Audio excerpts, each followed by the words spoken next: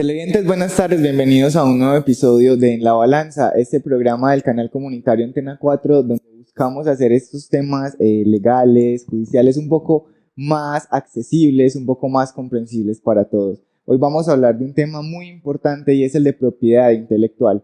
Para eso estamos con el doctor Giovanni Bosch Agudelo. Él es abogado con estudios de maestría en Derecho Procesal de la Universidad Nacional de Rosario, Argentina, docente universitario de pregrado y posgrado en diferentes universidades de Latinoamérica, con diplomatura en ambientes virtuales del aprendizaje y propiedad intelectual, miembro del Instituto Panamericano de Derecho Procesal, autor de diferentes artículos de doctrina especializada, director regional Antioquia de CESCUL, socio fundador de Letrados, Estudio Jurídico SAS. Abogado, bienvenido a nuestro espacio, ¿cómo se encuentra? Muchas gracias por la invitación. Muy bien, un saludo cordial a todos los televidentes y bueno, dispuesto a resolver las inquietudes que se tengan frente al tema.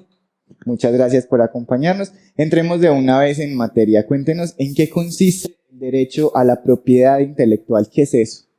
Bueno, la propiedad intelectual es la protección que la ley le da a las creaciones de índole artístico, técnico, científico, a los signos distintivos, a las variedades vegetales y a los desarrollos industriales.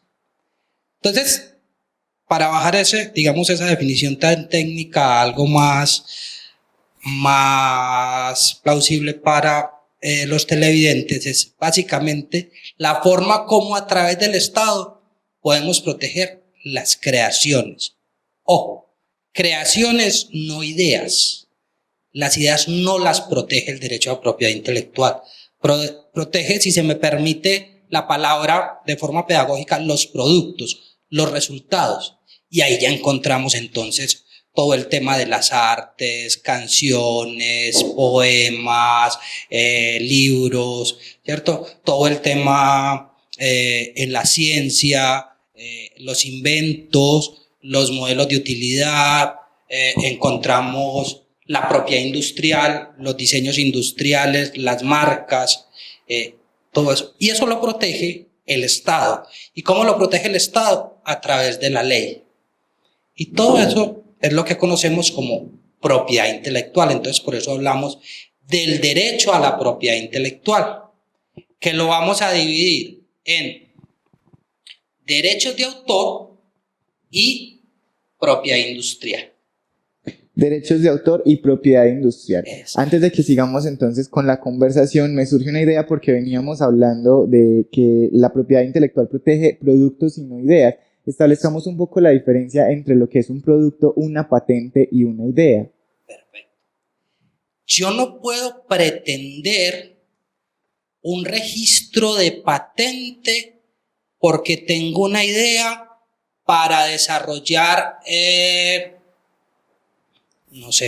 para desarrollar una máquina que reduzca la temperatura.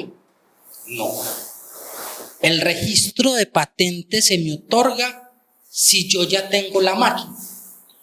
Por eso ese tradicional dicho en el derecho de primero en el tiempo, primero en el derecho, aplica perfectamente en materia de propiedad intelectual cuando estamos del lado de la propiedad industrial. Necesitamos obtener el registro para poder lograr la protección. Las ideas no las cobija la propiedad intelectual. Habría una forma de proteger esos desarrollos o esas ideas en fase de desarrollo a través de los contratos de secretos empresariales o industriales. Pero, digamos, es una forma de protección pero diferente, que de pronto ahorita ahondamos un poquito más en ello. Perfecto, volvamos entonces a las preguntas conductoras y contémosle a la comunidad de cómo se clasifica la propiedad intelectual. Entonces ya dijimos la primera clasificación. Entonces tenemos el derecho a la propiedad intelectual. Dentro del derecho a la propiedad intelectual vamos a tener toda una rama que son los derechos de autor. Cuando hablamos de derechos de autor, hablamos de obras literarias, obras musicales, obras teatrales, obras científicas. En Colombia, la máxima autoridad en materia de derechos de autor es la Dirección Nacional de Derechos de Autor, que es una subdirección adscrita al Ministerio del Interior. ¿Cierto? Tiene una característica particular el derecho de autor. El derecho de autor no requiere del registro para su protección. El autor es autor por el solo hecho de crear. Yo escribo un libro. Si yo no registro ese libro en la Dirección Nacional de Derechos de Autor, igual tengo mi derecho de autor. ¿Qué gano cuando lo registro? Tener la prueba material para, en caso de cualquier pleito, poder discutir mi autoría. Y al otro lado, también dentro de la propiedad intelectual, pero por fuera de los derechos de autor, tenemos la propiedad industrial. En la propiedad industrial vamos a tener los signos distintivos. En los signos distintivos están las marcas, los lemas comerciales, los eslogan, los signos con que identificamos las empresas, los productos o los servicios. Vamos a tener las patentes de invención, ¿sí? Que es cuando creamos desde la técnica productos o procesos tecnológicos, creamos nuevos, entonces hablamos de patentes de invención, o cuando le damos un uso diferente a un producto que ya existe, ya no estamos hablando de una patente de invención, sino una patente de modelo de utilidad. Todo esto está dentro de la propiedad industrial. Y hay otro elemento constitutivo de la propiedad industrial, que son los diseños industriales, ¿cierto? Que ya es la protección que se le da a la estética de los productos. Ejemplo, el carro como tal ya está inventado, pero yo puedo registrar el diseño del carro, no por su motor, por su caja de cambios, sino el diseño exterior, estético. Eso se registra como un diseño industrial. Ejemplo, la botella de Coca-Cola. La forma de la botella de Coca-Cola es protegida como diseño industrial.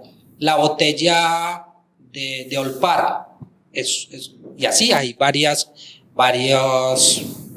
productos que los protegen los diseños industriales. Y eso también significaría que nadie puede imitar, por ejemplo, la botella de Coca-Cola. Nadie lo podría imitar sin permiso o sin autorización. Porque lo importante de la propiedad intelectual es que, como me reconocen autorías, me permiten que yo pueda acceder a autorizar el uso y eso lo pueda convertir en una forma de obtener lucro. Entonces lo que hay no es que no se pueda, sino que se debe hacer con autorización. Y hay excepciones, por ejemplo, en el tema de marcas.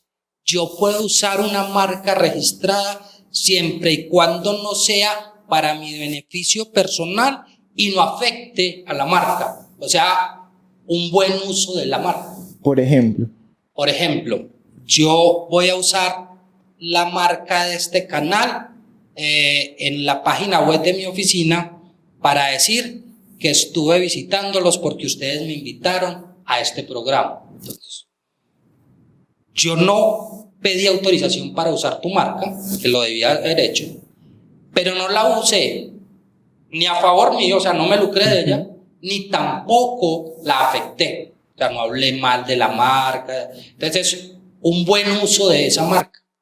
Esa es una excepción que hay, por ejemplo, en la parte de las marcas. Bueno, yo creo que a la comunidad le puede estar y generando mucha inquietud es el tema de los derechos de autor en cuanto al tema musical. Y es que muy poco sabemos que en centros, digamos, comerciales, en cualquier tienda, peluquería, incluso en los buses, desde que estemos poniendo música, debemos pagar por derechos de autor, pero la gente no sabe de eso ni sabe cómo son estos pagos. Mejor dicho, ¿cómo se maneja el derecho de autor musical en Colombia? En Colombia y en el mundo se maneja igual. Hay entidades encargadas de recaudar los derechos de autor. Entonces, en Colombia hay sociedades de los derechos de autor de musicales, de los derechos de autor de escritores, de derechos de autor de actores, Sí. de reprografía, o sea, las fotocopias que cada vez se usan menos, pero todavía. Y esas se llaman sociedades de gestión colectiva. Ellos están inscritos ante la Dirección Nacional de Derechos de Autor y recaudan, ellos son los que recaudan, los que van directamente al local, a la empresa, a la papelería, a la tienda, a la discoteca, a la flota de transporte, a hacer el cobro por el uso de la música, por el uso de las letras, por el uso de los textos, y después ellos le transfieren a los autores. Esa es una modalidad, que es la gestión colectiva para el recaudo de los derechos de autor. Y hay otra que es la gestión privada. O sea, vos sos autor de una canción y me das a mí la autorización para que yo recaude tus derechos de autor a través de un contrato. ¿Cuál es la diferencia entre la una y la otra? Que la gestión colectiva se presume. Entonces, la sociedad llega y cobra en la discoteca de la esquina porque se presume el uso, ¿cierto? La gestión privada no se presume. Entonces, yo tendría que probar que en la discoteca están usando tu música para poderles cobrar. Y así se recauda en Colombia y en el mundo. Funciona igual. Algunas personas pagan por decir Saico, otras pagan a Simpro, otras pagan a Naicol. Uno, como al utilizar por decir música en mi establecimiento, ¿yo puedo pagar solo una de ellas o debo pagarlas todas? Las sociedades de gestión colectiva me dicen cuáles son los artistas que representan. Entonces entiende que yo pago solo lo de los artistas que uso. Entonces ahí está la diferencia. En Colombia, digamos que en la parte musical, Saico tiene una gran cantidad de artistas, ¿cierto? Asimpro tiene la mayoría de compositores, pero también hay otras como ProMúsica. Entonces, ya lo que uno tiene que entrar ahí es a determinar cuál música estoy usando para saber a cuál le debo pagar. O entrar, que es perfectamente válido, y esto no lo dicen las sociedades de gestión colectiva, a negociar con ellos. Es decir, mire, mi negocio es esto, es una discoteca, yo solo uso música de jueves a domingo en estos horarios, y a mí me parece que la tarifa es exagerada porque yo, además de que les pago a ustedes, les pago a ProMúsica, por decirlo. Entonces, hagamos una negociación. No estoy de acuerdo con los 200.000 pesos trimestrales, sino 100.000 para usted y 100.000 para él. Eso se puede hacer, pero obviamente la entidad recaudadora no me lo va a decir. Yo tengo que entrar a hacer la negociación. ¿Qué pasa si yo pues como dueño de algún establecimiento no pago esos derechos de autor musical? En esa parte es claro que la ley permite el sellamiento del establecimiento, sanciones pecuniarias, multas, y hay un tema que es un mico que tiene la ley colombiana, pero existe, y es que Saico y Asimpro tienen casi que la calidad de policía musical, y ellos pueden ir a hacer el recaudo acompañados de fuerza pública de policía y hacer sin ningún procedimiento riguroso el sellamiento. Eso para mí es violatorio de múltiples derechos, inclusive con el debido proceso, porque no hay forma de defenderse, pero existe. En Colombia, lastimosamente, eso existe, y eso es un tema que creo que estamos en mora de regular. Abogado, hace poquito leía un caso sobre una cantante que utilizaba en una de sus canciones una frase sobre el amor y entonces se formaba un debate porque habían registrado esta frase ante derechos de autor, pues, y resulta que entonces la gente decía, no, es que ya entonces cómo nos vamos a expresar sobre el amor, sobre cosas cotidianas, si todos los cantantes están registrando en sus canciones frases que a veces pueden ser un refrán para nosotros y que utilizamos en el diario vivir. ¿No podríamos entonces volver a utilizar estas frases? No, ahí hay un error. El derecho a la propiedad intelectual tiene dos características importantes, que es facultativo y restrictivo. El yo tener el derecho me faculta a usarlo inclusive en explotación económica, ¿cierto? Y me da el derecho a restringir que otros lo usen. Pero se restringe el uso con fines lucrativos. Entonces, si yo voy a usar una frase que está registrada en una conversación normal, pues no va a haber ningún problema. Si la voy a utilizar de pronto en un ámbito académico, dentro de una conferencia, no va a haber mayor problema, o mejor, no hay problema, ¿cierto? Ahora, lo que sí debo hacer es que si la frase no es mía, lo correcto es citar, ¿cierto? Yo lo que sí debo usar es el derecho de cita, respetar la autoría. Entonces el derecho de cita no se usa solo en el escrito, sino cuando estoy actuando de manera verbal, en una clase, en un espacio como este, que es dirigido a un público abierto. Entonces hay forma de usar, y hay excepciones del derecho de autor. Una es cuando no se obtiene lucro, es una excepción. Otra es el ámbito académico. Cuando yo uso académicamente una obra protegida por el derecho de autor, tengo la excepción para usarla sin tener que pagarle al propietario de esos derechos porque es para uso académico. Y ahí hay que hacer una claridad importante.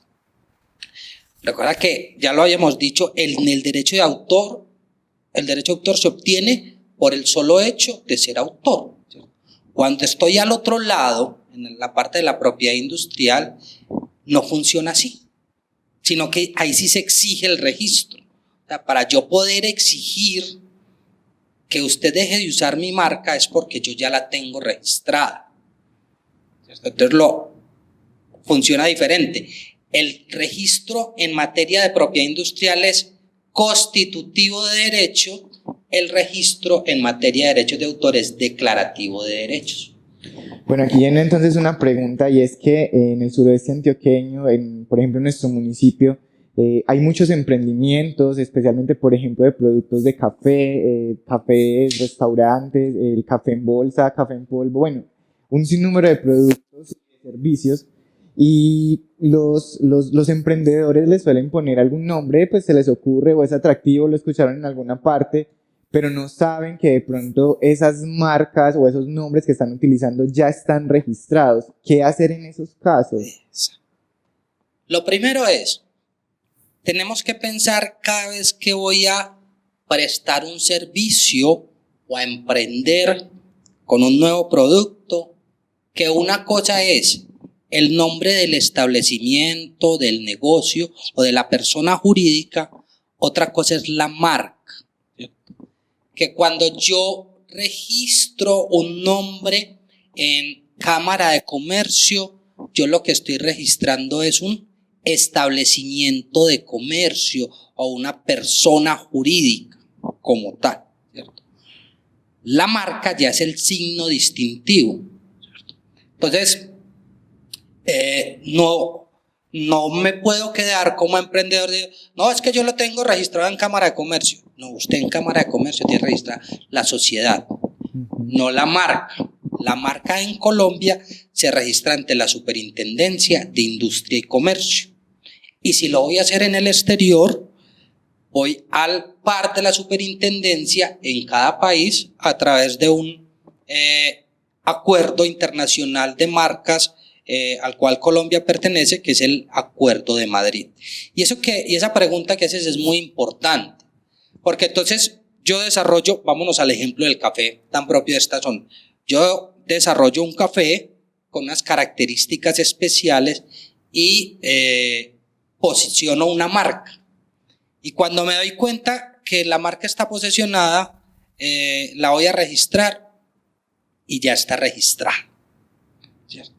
Entonces pierdo todo ese tiempo, me tocará cambiar la marca para poderla usar, porque si no estaría incurriendo en lo que se llama infracción marcaria, ¿cierto? O me toca entrar a negociar con el dueño de esa marca para que él me la ceda a través de un arrendamiento o de un préstamo de uso, bueno, a través de cualquier modalidad contractual, me autorice ese uso de la marca. Entonces, lo ideal cuando yo estoy creando es mirar si ya existe, hacer lo que se conoce como un estudio de antecedentes marcarios, para uno no posesionar una marca o un signo distintivo cualquiera fuera y cuando esté posesionada, darme cuenta que no lo puedo registrar. Inclusive, hay personas que se dedican a captar marcas, ¿cierto? Gente que conoce el tema y ve, digamos que hay una cafetería que está avanzando mucho, o un café y eso, y buscan los antecedentes de la marca, y cuando ven que no está registrado, lo registran para ser ellos primeros en el tiempo e ir a ofrecerle negocio a quien está explotando la marca. Eso puede cuestionarse mucho desde la ética. No suena muy ético. Sí, pero no es ilegal. Claro. ¿Cierto? Porque ahí está la diferencia. Los bienes de mayor valor de las empresas hoy son los intangibles. Hay un ejemplo con el que se explica esto muy fácil, ¿cierto?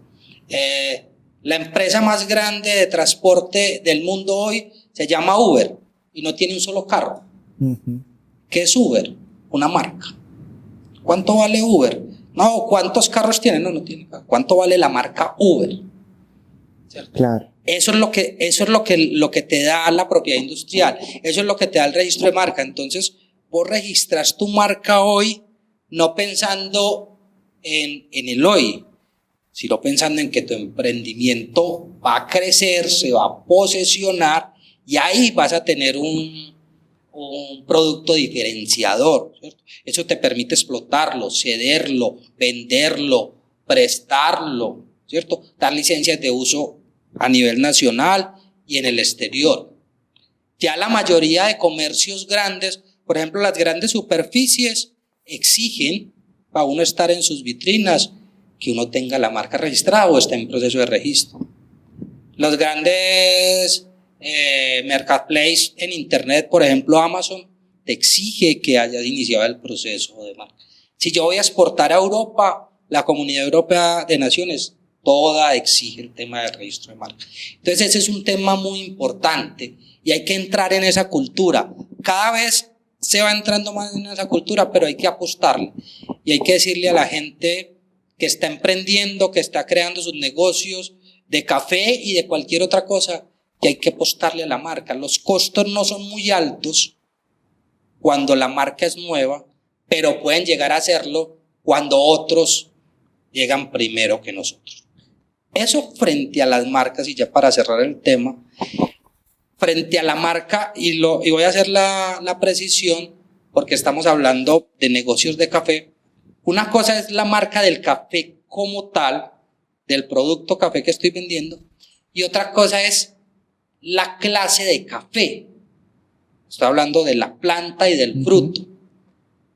Si en ese ejercicio de cultivar café yo desarrollo una variedad nueva, eso también lo protege la propiedad intelectual y se llama obtención de variedad vegetal y se registra ante el ICA la variedad vegetal. Entonces, pues, es que hay un café arábico, que hay un café. Entonces, cuando se crea una variedad, eso también se registra y también lo protege la propiedad intelectual. Es como si yo creara una especie de nuevo alimento, entonces lo voy a registrar como tal, pero por aparte, para comercializarlo, le voy a poner entonces una marca y entonces esa también la debo registrar. Aquí también creo que deberíamos hacer la aclaración de que el nombre de la empresa no necesariamente debe corresponder al nombre de la marca, ¿o sí? Exacto, no hay necesidad. Más aún, las marcas pueden registrarse a título personal o a título empresarial, ¿cierto? O sea, no nada tiene que ver.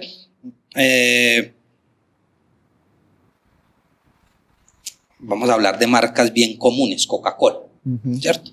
O sea, el franquiciatario de Coca-Cola en Colombia, que es una forma de explotar la marca, ¿cierto?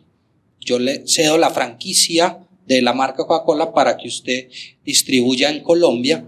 No se llama Coca-Cola, es distribuidora de gaseosas, cualquier nombre, distribuidora de gaseosas Jardín, ¿cierto?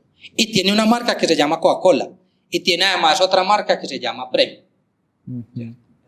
Las marcas son signos distintivos, y lo que hace un signo distintivo es identificar un producto o un servicio. Y por eso se registra de forma nominativa, o sea, la semántica, se registra de forma gráfica, o sea, el dibujo que identifica. Pero también hay otro tipo de signos distintivos en la parte de marcas. Ejemplo, los audios. Esos jingles que distinguen productos. El de coordinadora. Sí. Eso se registra. Inclusive creería que ahorita hablando de Coca-Cola, justo el de Coca-Cola, que es cuando se destapa la botella. Todas esas son clases, o sea, tipos de marcas. Entonces hay marcas olfativas, olores, ¿cierto? Hay marcas olfativas, hay marcas nominativas, hay marcas gráficas, hay marcas sonoras, ¿cierto? Entonces inicialmente lo que uno le recomienda a un emprendedor es, venga, registremos el loguito, ¿cierto? O sea, de forma mixta, nominativa y gráfica.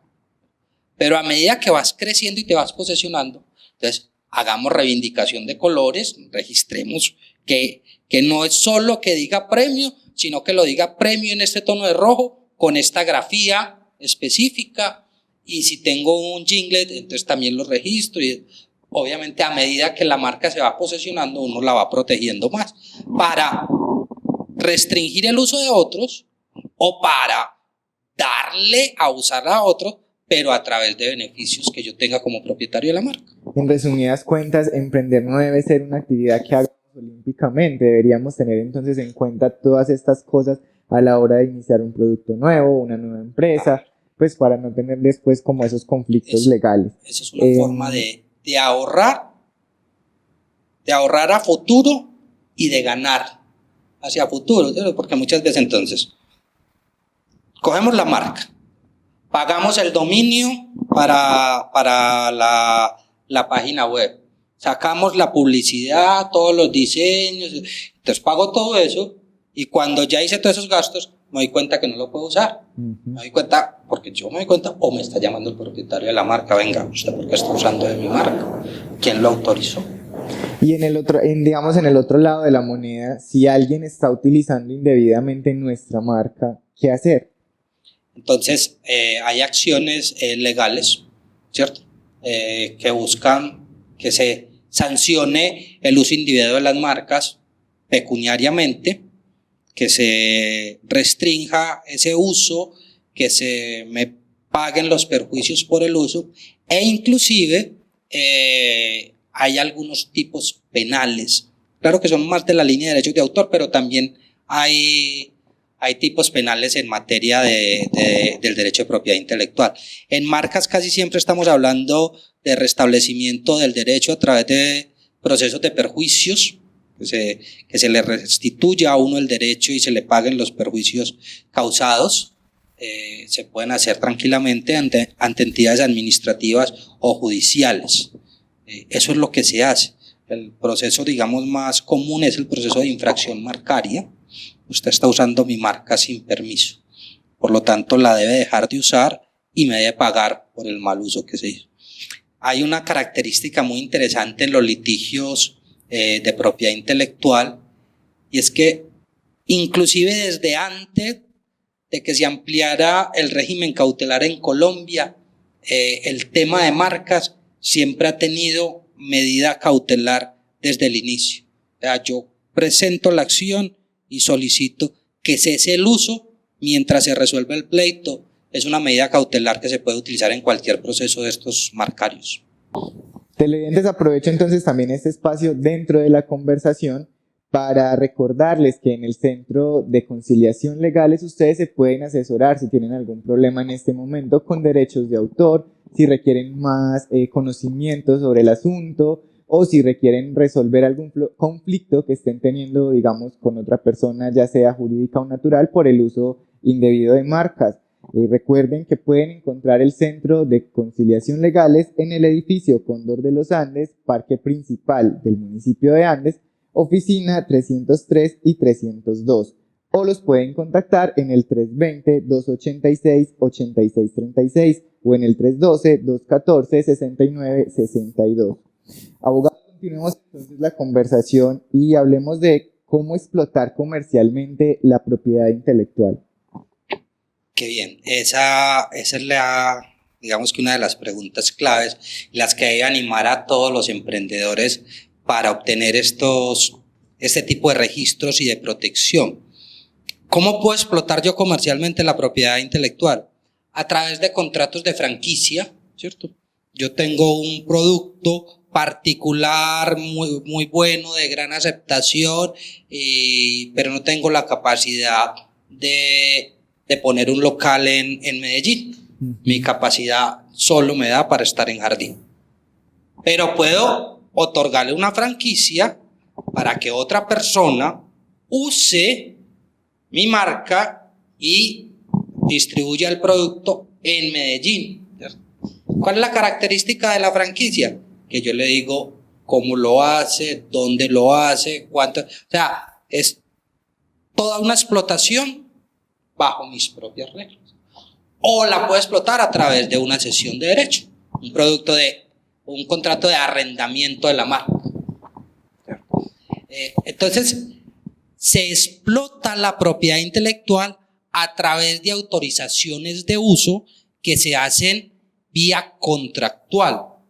Y ahí se van entonces a determinar las tarifas que quien va a usar el producto, bien sea un signo distintivo, bien sea una patente de invención o modelo de utilidad o un diseño industrial, lo va a poder usar bajo mis condiciones que están establecidas a nivel contractual.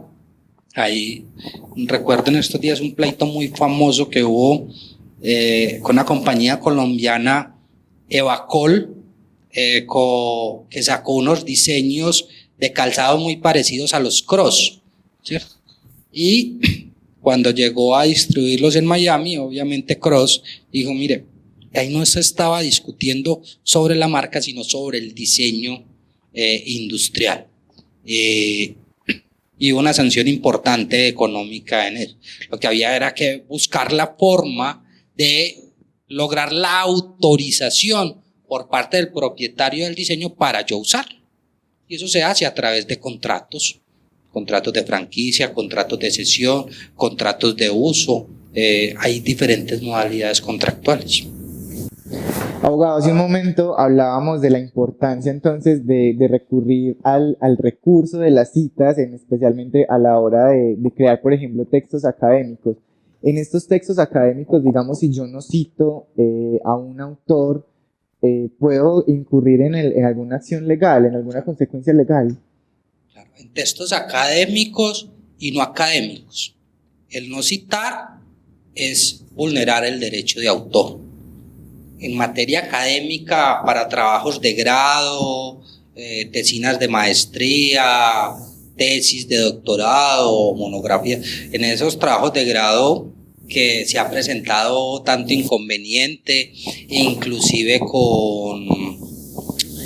con grandes personalidades. La última fue el caso de la presidenta de la Cámara, donde la misma Universidad Externado fue la que denunció porque encontró plagio en su tesis de maestría. La Corte tiene una sentencia donde habla de el deber de las instituciones académicas de denunciar penalmente a aquellos estudiantes que vulneraron el derecho de autor en este tipo de trabajos académicos. Entonces, no solo las consecuencias disciplinarias en la institución, sino incluso consecuencias judiciales del tipo penal. Y ahí vale la pena traer a colación el tema del uso de la red, ¿cierto? Todos utilizamos hoy Internet maravilloso para muchas cosas. Funciona exactamente igual el tema de los derechos de autor en la Internet. Entonces, la Internet como tal no tiene un derecho de autor particular porque no es considerado un producto o un servicio, sino un medio de comunicación. Pero lo que yo cuelgo en la red o lo que yo expongo por la red sí está sujeto a derechos de autor. Entonces, si yo voy a publicar un texto en digital, estoy sujeto a derechos de autor. Si yo voy a utilizar una foto de una persona, estoy sujeto a derechos de autor. Si yo voy a utilizar una marca, estoy sujeto a derechos de autor, porque es que la Internet es un medio de comunicación. Entonces se habla mucho o se ha intentado hablar de los derechos de autor en la Internet. Funciona exactamente igual. Y bueno, en Internet hay un robo exagerado de fotografías. Sí, pero cada vez más controlado. Mira que todas las páginas de publicación van tumbando todo lo que se sube y que no está bajo derechos de autor. Digamos que hoy es más fácil para los artistas, para los escritores y esto, cuando publican en redes sociales como YouTube, como Spotify y estos sitios de videos, de música, controlar el uso de los derechos de autor. Porque el mismo algoritmo baja la publicación si no tiene derechos de autor. Entonces, eso es claro. Y frente al tema de imágenes, hay una licencia que se usa en Internet que se llama las licencias Creative Commons, ¿cierto? Entonces, cuando uno va a utilizar una imagen en Internet, tiene que mirar qué tipo de Creative Commons tiene. Hay Creative Commons que no permiten su uso, ¿cierto? Entonces ahí mismo te dice, no la puedes usar. Hay otros Creative Commons que permiten su uso para ciertas cosas y hay unos que son libres. Entonces, cuando yo estoy utilizando una imagen que tenga el Creative Commons libre, yo estoy utilizando bien el derecho de autor. Pero digamos que no es que se creó el Creative Commons como un derecho de autor propio del Internet, no, es exactamente lo mismo derecho de autor, sino que es la forma de avisarte. Esta imagen tiene el Creative Commons Flex, entonces lo puedes usar sin nada. Pero si la vas a usar para lucrarte, debes pagar por esto, ¿no? Entonces uno ve como Peacebake, por ejemplo, que es una base de datos de fotografía, tiene un 20% de imágenes gratis y tiene un 80% de imágenes cobradas, pagadas, y así se usa. Claro, al final el Internet no es más que trasladar la vida cotidiana a la virtualidad. Exacto. Abogado, muchas gracias por habernos acompañado en esta conversación. No, a ustedes por la invitación. Espero que haya sido fructífera, que se entienda el tema, que se empieza a crear una cultura importante de propiedad intelectual en esta región del suroeste antioqueño y que bueno, que me vuelvan a invitar, hay muchos temas de qué hablar. Claro que sí. Televidentes, bueno, la invitación que hacemos en este programa es a no ver la propiedad intelectual como algo malo, sino como un recurso que a la larga beneficia el posicionamiento de nuestro emprendimiento, de nuestro producto, de nuestra marca, de nuestra empresa, o de cualquiera sea nuestra creación, ya sea artística, industrial, científica, en fin.